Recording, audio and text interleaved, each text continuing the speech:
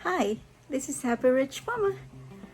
Today we will talk about how to get a swab test, either free through the barangay or with payment through Best Diagnostics. We have our medical specialist from Best Diagnostics. Nag-up lang po ako ng ano yung Medyo siya maghihinga ha? Diba parang hinahabol niya yung hinga niya?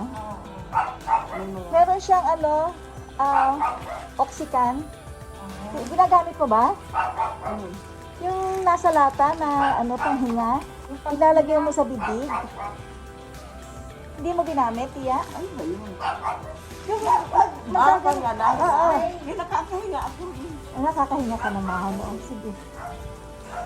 Buti naman.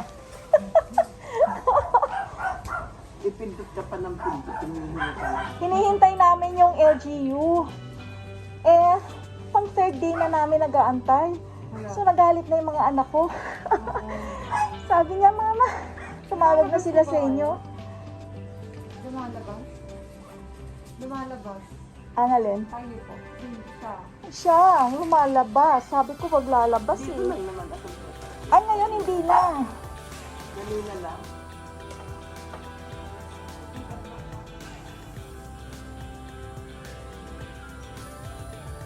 Sa Mercury, 2,500 daw yung oximeter. Tapos wala pang stock. Ano yung oximeter? Ang tingin ng oxygen mas katayang siya. 73 ang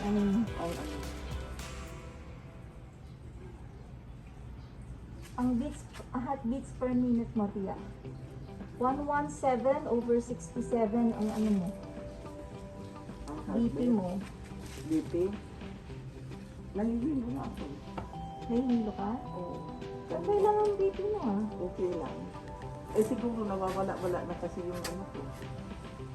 Kaya siguro 95% ang oxygen. anong barangay dito? Ang barangay San Vicente. San Vicente. San Vicente. Okay, so let me summarize what I have been doing to take care of a suspected COVID patient. Day one, when we found out about it, we started monitoring the heartbeats per minute, the blood pressure, and the most important, the oxygen level in her blood.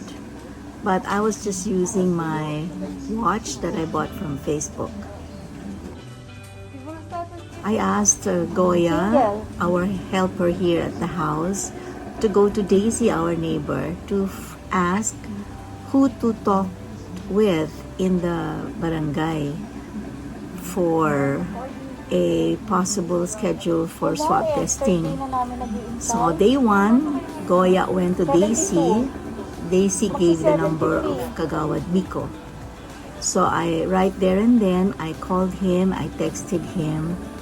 He seemed very preoccupied and he seemed very busy because he is the one in charge of picking up patients, bringing them to hospitals, and picking up people to be swabbed.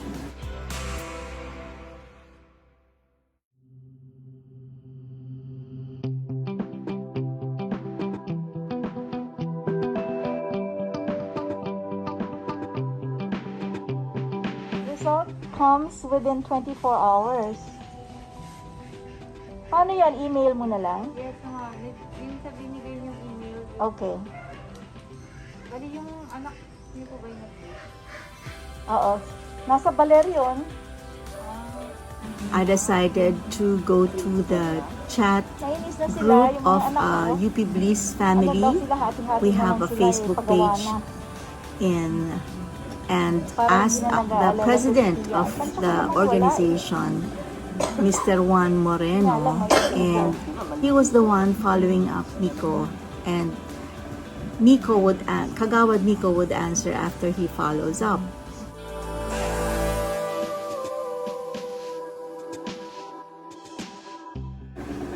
Day 2, we were waiting for the response, but on day 1, I already had a messenger chat group with involved persons like my sister, who is a hospital administrator at the ICMC in Bataan. So she would have an internist who would be able to look at the video of Tia, which I will take, and then she would be the one to prescribe. So she writes prescriptions and we bring the prescriptions to Mercury Drug.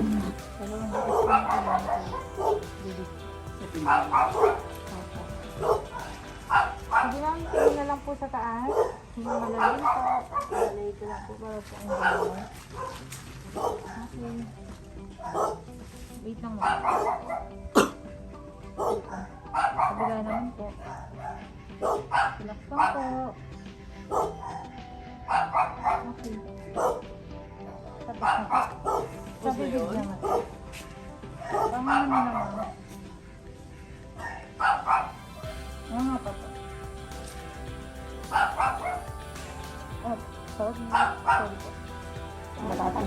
She prescribed a tablet, Flumosil, I think, that you put in half glass of water, dissolve it there, and then drink it to loosen the phlegm in the lungs. And that's what we bought. So day 2, there was still no response from Kagawad Miko, and my kids were all agitated. My daughter Carla, who lives in Bataan, was the one who called all her siblings, and they each would donate so that she contacted Best Diagnostics. It, I think, was 4,360. It included the swab test and the service fee and also a CBC.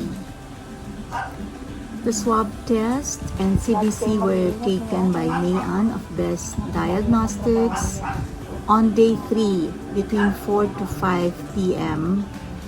And the results came out the following day. They said within 24 hours. The following day, 10 a.m., the result is negative.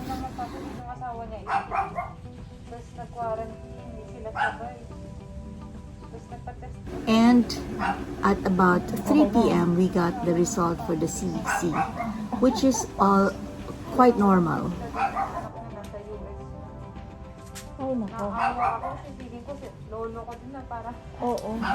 Regarding the swab test, on the second day I learned that I had to register online because I think Kagawad Nico finally referred me to somebody from CESO, and that somebody was Mr. Sanchez, Peter, I think, and he gave me a link.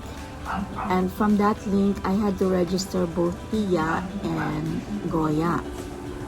And on day 3, I followed it up. And day 4, they gave me an ID code. And it's now day 5. And Goya was just picked up now to go to... First, it was to be at UP tent. But then they said that San Vicente is not allowed there anymore, so she was picked up today by Kagawad Miko to go to Amoranto Stadium, and she is now having her swab. Summarize ko lang ang procedure para maintindihan. Day 1, you have to call your in charge in the LGU, the barangay.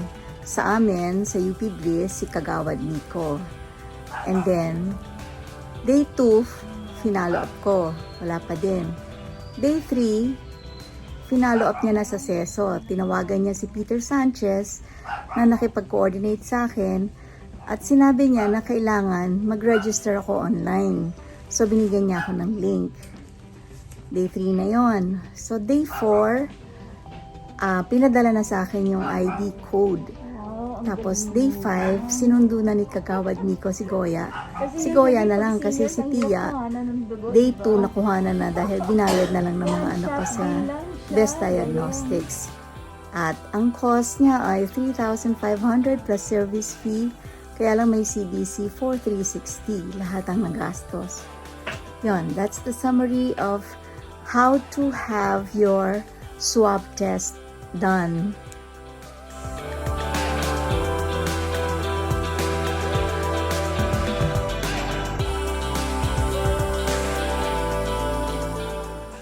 Nakaalis na yung kumuha ng CBC at saka nag-swab test sa tiya ko. E di syempre pagkaalis, tinanggal ko yung aking PPE. Pawis na pawis yung aking suot na duster.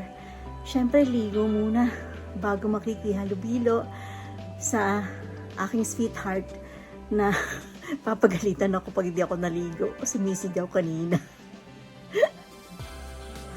Hirap pag-alaga ng lola. Ang lola, inaalagaan ay lola. Travels, gardens, Ikinobo, Ikebana, zero waste gardening, making money, painting, family, friends, prayers. Please like my video. Please ring the bell below for notifications. Naku, maraming salamat po sa inyo.